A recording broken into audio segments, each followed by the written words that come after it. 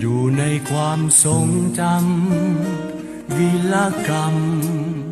ยังฝังใจถึงวันเดือนปีผ่านพ้นไปลุงยังบ่ตายจากใจเฮา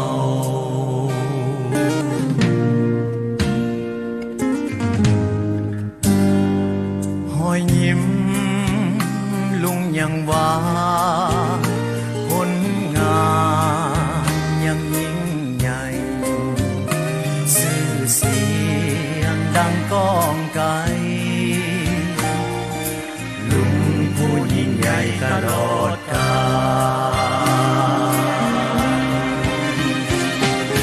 น้องได้สอนผมวิหาร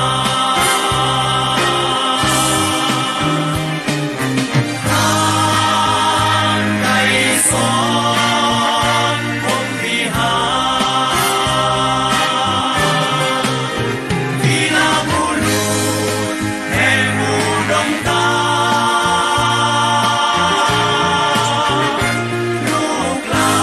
นขอน้อมบูชา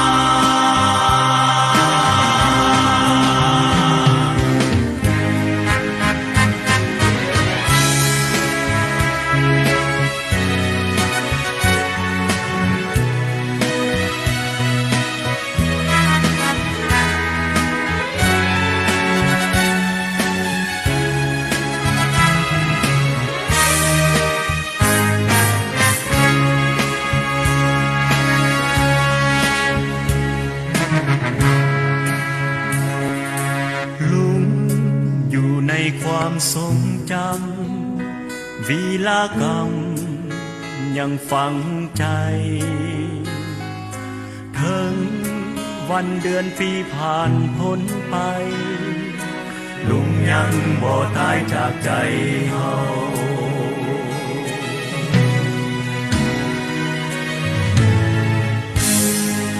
คอยยิ้ม